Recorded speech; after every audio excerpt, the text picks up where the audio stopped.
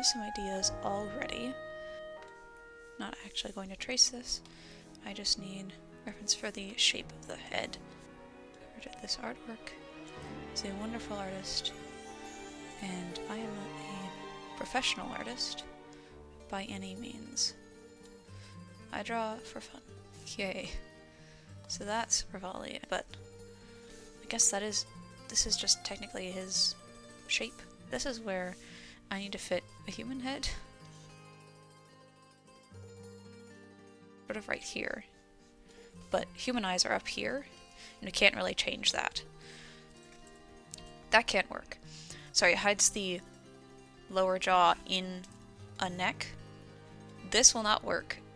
Instead of having a perfectly thin neck, which, my god, he has a thin neck. His braids are gonna be interesting. Assuming that I can use craft feathers, which is the whole basis of this project. I want a feathered Revali, not a furry Revali. I would like the jaw to be able to open. Actually, this is wrong, because when I open my mouth, my jaw goes down.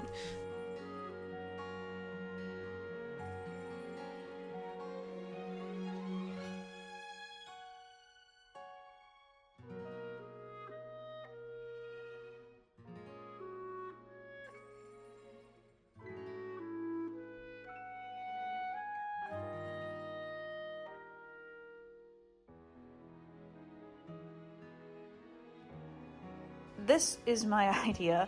I would like to, if you've already seen the design portion of this, I would like to add a toe to the back of my shoes. These are some old shoes I have. I have normal ones that I am not going to ruin. These are very old and very well worn. They're going to be comfortable. They're very squishy. What I'm going to do is cover up the front bit here with 2 strips of EVA foam to make them look like bird toes. The back, though, you'll notice does not have a toe, which is where this comes in. I was looking around at Michael's and found these MDF letters, and the Y is the perfect shape for this. I took my shoe and sat it down and traced it, trying to line up the this little leather bit at the back. This outer line is actually what I traced, and then I took in about 1/4 of an inch just so I have a little bit of room to work with. That brings me to my actual plan, which is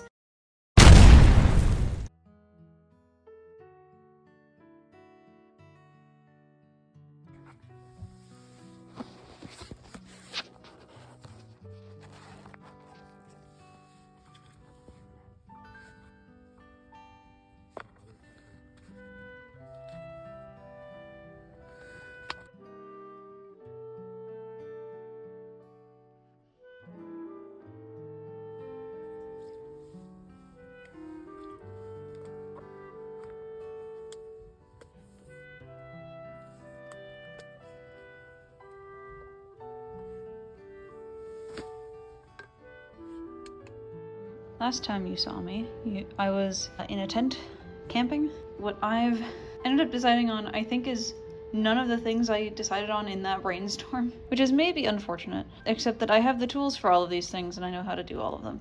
MDF is not wood, however much I might want it to be. This little clip will fold like this, with the D-ring against the shoe, and this flat bit up against the MDF. What I've decided to do.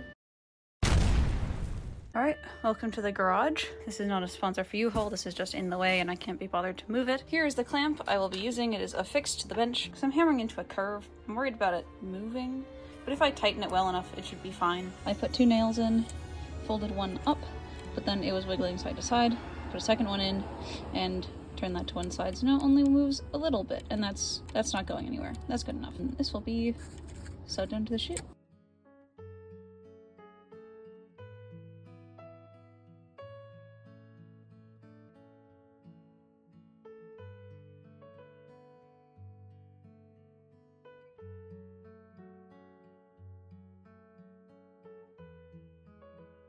Welcome to me, my sea shanties, and my shoes. I have made a pattern. I've had to make one for each shoe. I used E6000 along everything but the corners, and super glue at the corners super glue to put it down for the time being, and E6000 to keep it there. I've left these edges free of glue so that I can take the shoe on and off. There is no EVA foam here, which means that I can still, you know, bend my toes forward. In terms of the claws, I've made them out of paper, and those will just be attached underneath like that.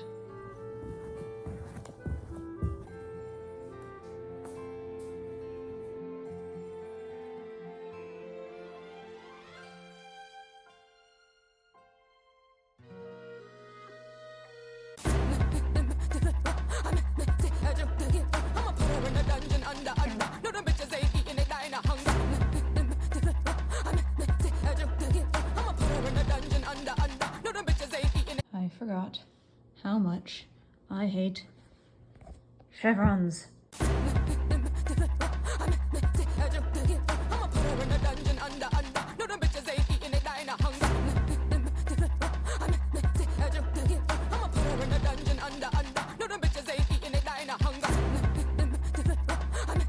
Revali's scarf has arrived. Alright, I've made a base structure for the tail. The EVA foam on its own was too floppy. It wanted to do this when it needs to sort of lay straight out at a 45-degree angle. So I put a whole bunch of wire in here. Hot glue is really good at securing things to foam because it pretty much melts the foam. And then this bit is basically, you know how you look at the base of a bird tail? It sort of got this lump underneath that is mostly feathers, but because I can't make a lump of feathers and I need something to secure it to my body, I made this part out of EVA foam, and it's just like 2 rounded triangles. Hot glued down the middle, hot glued down the sides. These corners are not glued yet because I want to make sure that I know how I'm going to attach this before I fully secure all of that down. Here's the actual finished mess. I attached the end piece, which will connect onto the belt.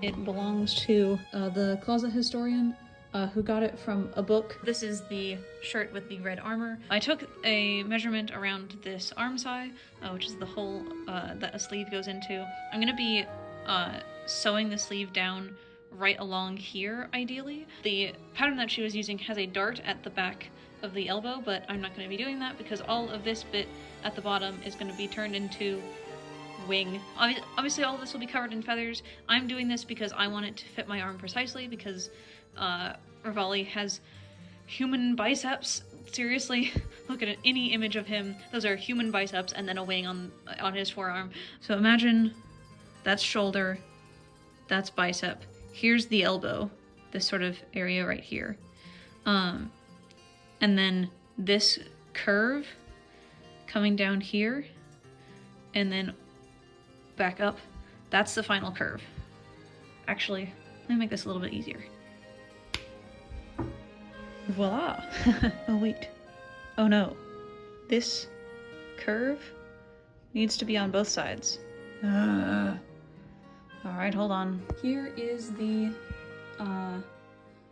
first try-on of the wing. I like this cutout for the hand. The length of the wing is a little bit short, but I have to remember that I'm going to be adding feathers to it, which will add a bunch of length, a bunch of volume, and I'm also going to put a bit of polyfill in the actual wing because his is remarkably stiff. I'm pretty sure there are muscles in there, you know, if you are a real creature. I have a piece of blue felt. I don't really want polyfill, raw polyfill, touching my arms. I'm taking this strip, you can see it's sort of a very oblong football, and then sewing this line down to one side. Only this section is being flipped inside out into the rest of the sleeve. I've already done one side, so this is a pocket, as you can see. That's where the polyfill is going to go.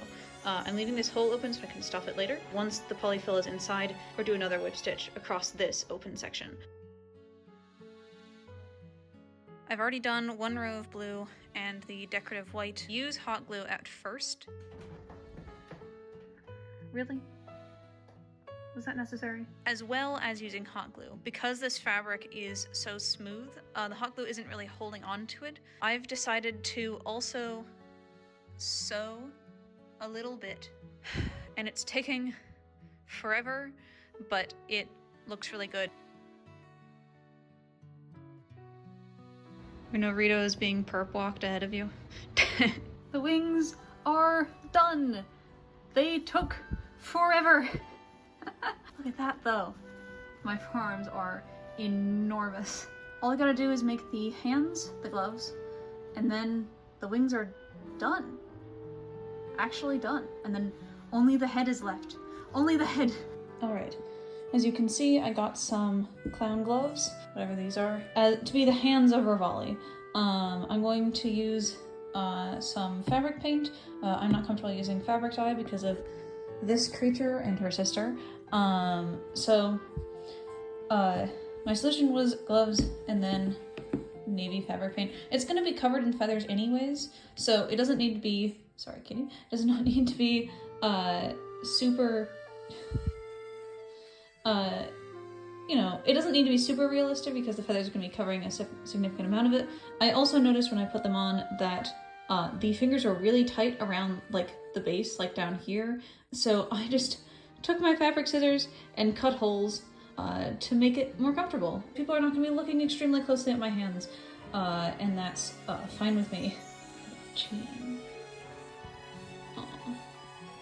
So turns out I have a slight issue. I measured them to fit my bare fingers, not gloved fingers. You can see which ones are tight from doing that. I'm gonna have to adjust these gloves even more. I have one glove finished. As you can see, they can't fall off. They have been sewn to the glove. Forbidden cereal. Those are all fingertips that I cut off of this one and that one. Hello, cat. Boop. Hey, careful. She wants to eat them. Anyway.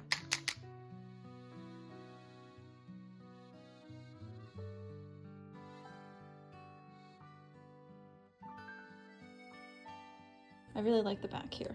Turns out the fabric paint that I got, much more sparkly than I thought it was going to be. It is functional though, I'm not going to change it. And I don't want to cover this glove in more paint because it's already fairly stiff, as you can see. As you can see, I've sourced a model, cut it off just so I can just have the bust. You notice a little bit something weird going on with the beak. Let's look at the other side. So I've cut Revali in half. The beak, I've made separate pieces for the upper beak and the lower beak. I have cut out a space in the upper beak, but not the lower beak, just to accommodate not only for my mouth, which comes out to about here, but also so I can stick things in here if I really need to. I know this costume is going to be hot. I need to be able to drink water. Even if it's with a straw, it needs to be able to get to my mouth. In terms of the mechanism, I have a little space down here that my chin will be resting on. Then on the sides are these hinges that I made. It's just a simple cube cylinder and then a hole cut in one of them. I'm gonna do a test print tomorrow of this hinge mechanism just to make sure that it's doing what I want it to do. It works as expected.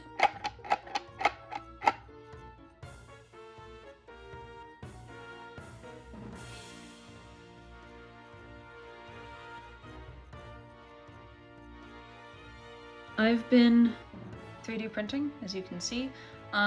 This is the top and middle sections of Revali's head. I have glued these pieces together. I'm about to head out to buy mesh so that I can see out the front there. The beak is painted. I'm going to attach it to these little tabs right there and across the nose and on the other one over there. Hopefully that's enough. At this point, I'm just cranking stuff out. Apologies for not filming as much. I have less than a week to finish this as of right now, so yeah, just trying to get done as much as I can, to be honest.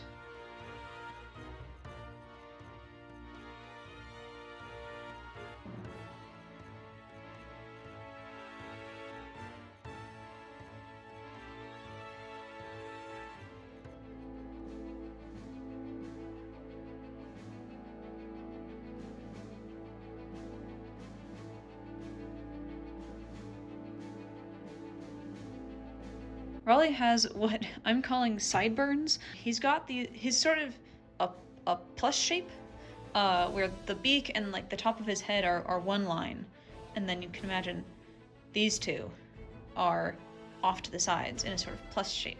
I have measured these, I've made sure they are correct. I'm going to use these cardboard pieces as base. I used a Topo Chico box because my dad can't get enough of them.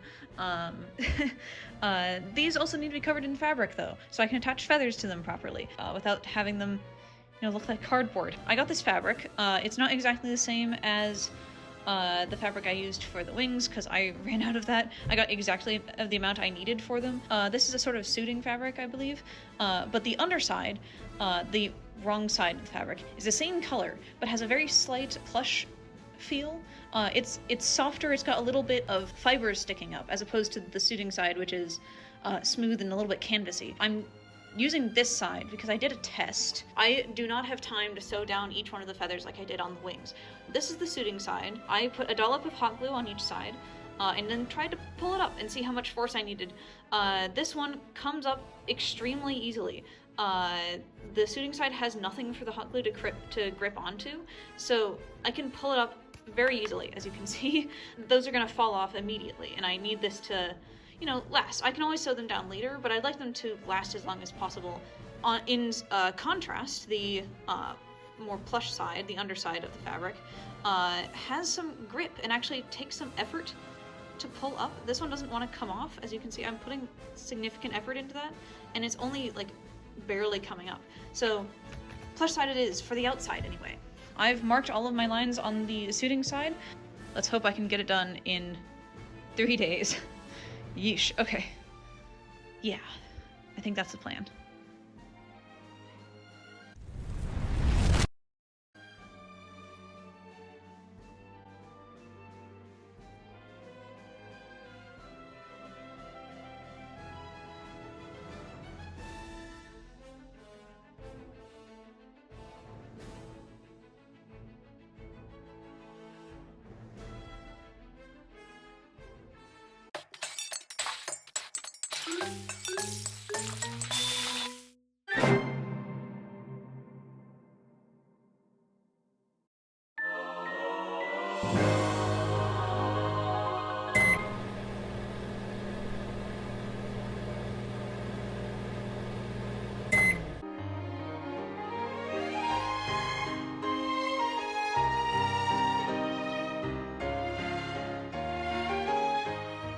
You'll never make it up to that divine beast on your own.